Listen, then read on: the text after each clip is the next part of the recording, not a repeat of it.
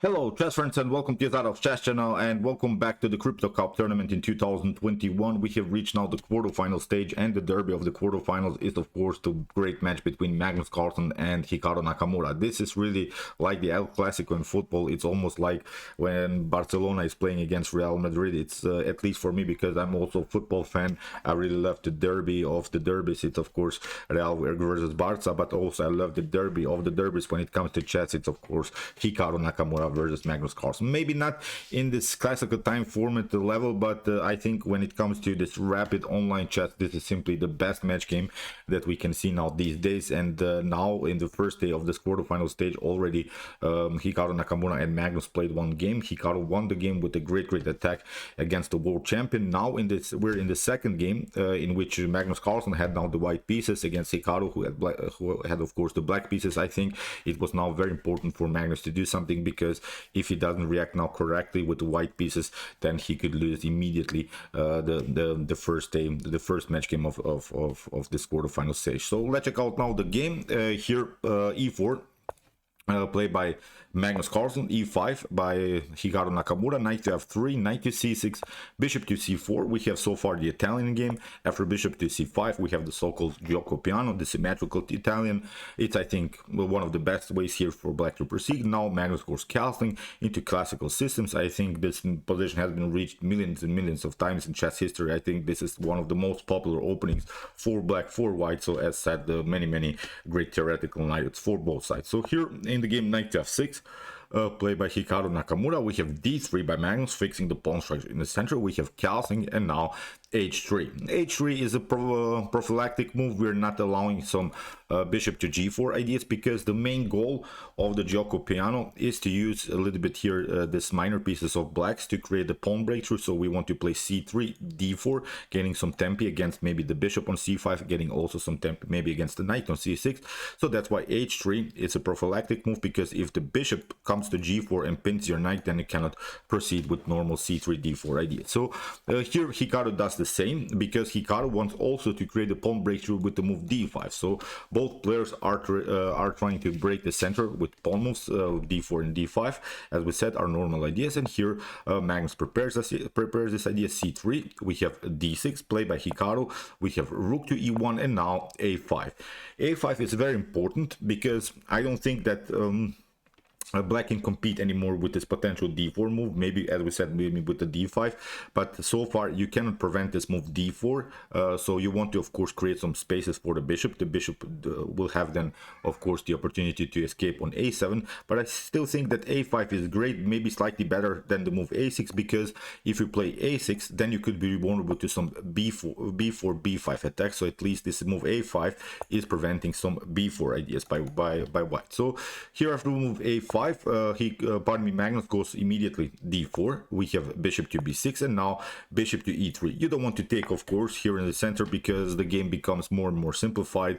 Then knight to e5 can be played by black. Knight takes e5, d takes e5. You didn't gain anything. I think in this position black is much better because of this bishop's activity on both of the sides. Still white needs to develop first the minor pieces, and with this bishop activity, this bishop on b6 that's aiming on f2, I think black has a comfortable game here. So after move bishop to e3, here I think Hikaru tries now, as we said, he won the first game. When you won the first game, you want to maybe get a draw as black. So that's why I think I can understand why Hikaru now played this particular line. He wanted to really to create a simplified position. He tried now e takes d4, because this line I think it's forced, and white has to react. After c takes d4, now comes d5. You see everything is pretty much forced for white, and that's why what Hikaru Nakamura is trying to do here is to create an isolated pawn. So that's why I think it's a perfect idea so far. After move e takes d5, now Hikaru plays first the move knight to e7, because if you try knight to d5, it's not so good. I think knight to c3 can happen. Your knight is challenged, or we can play immediately bishop to d5, queen to d5, and now knight to c3.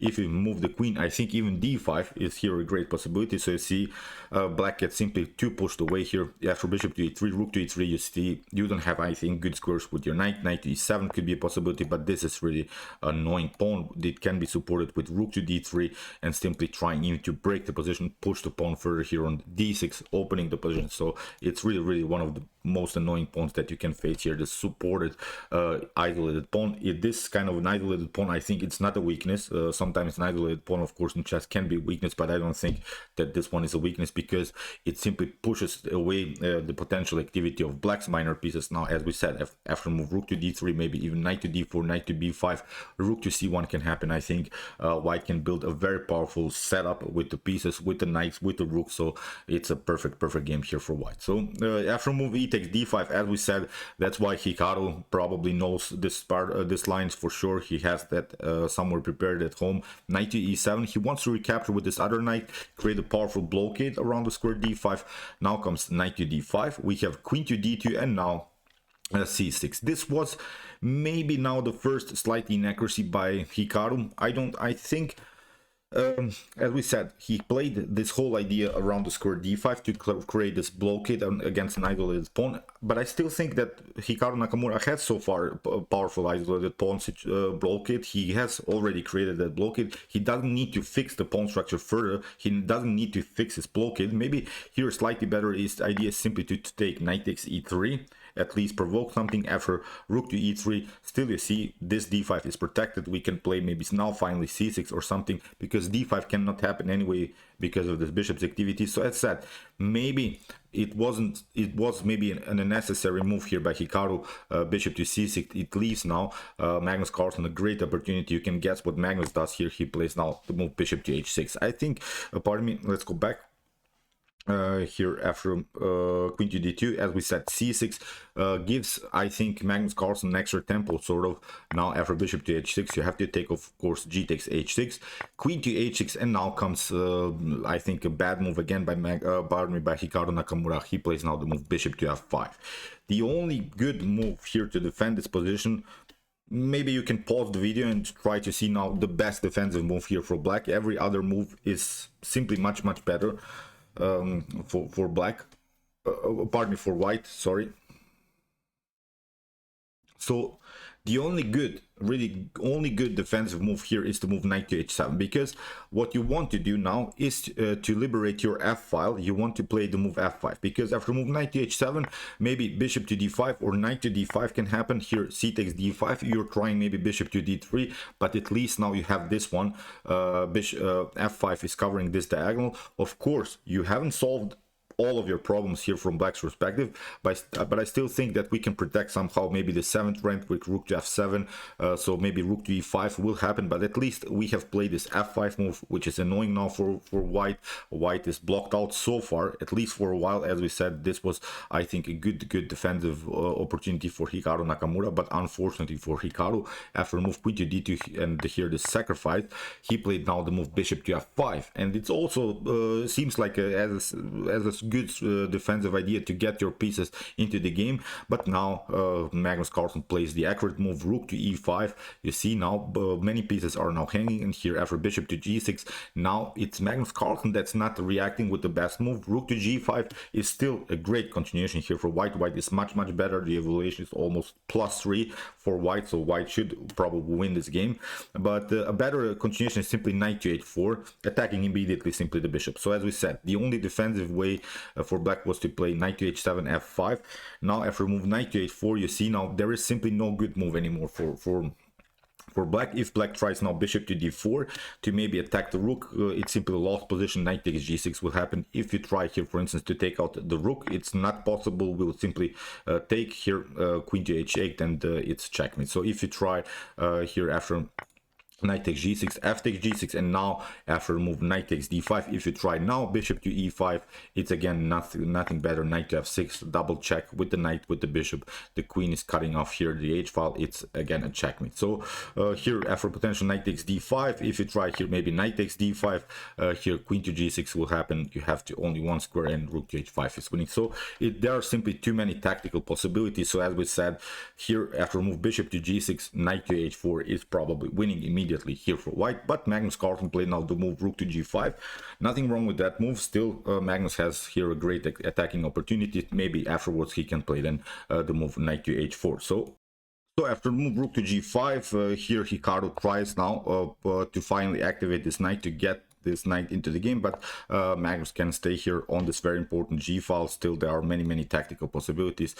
This bishop is very dangerous. You cannot leave somewhere with the knight. You cannot include your knight into the game, because you get simply rook takes g6 followed with queen to g6. This bishop is very dangerous against the king on g8, so too many great tactical possibilities, as we said, for white here. Rook to e8. Now Magnus simply takes. We have knight takes d5, c takes d5, and now bishop to d3. So you see this bishop on g6 is now pinned. The bishop is simply overloaded. Here in the continuation, knight to f8 was played, knight to e5. Magnus continues the pressure around the square g6. We have rook to e6, bishop to f5. Look, this attacking flow by the world champion, really brilliant attack here. Rook to d6, knight takes rook takes g, knight takes g6 here, bishop to g6, rook takes, knight takes, queen to g6 here, king to h8, and now queen to h5 here, queen to g8, queen to g4, king to h7, and now the rook comes very active into the game. There's nothing that can be done. Rook to c8 here, and after rook to e6 in this position, Hikaru Nakamura resigned. There's nothing that can be done.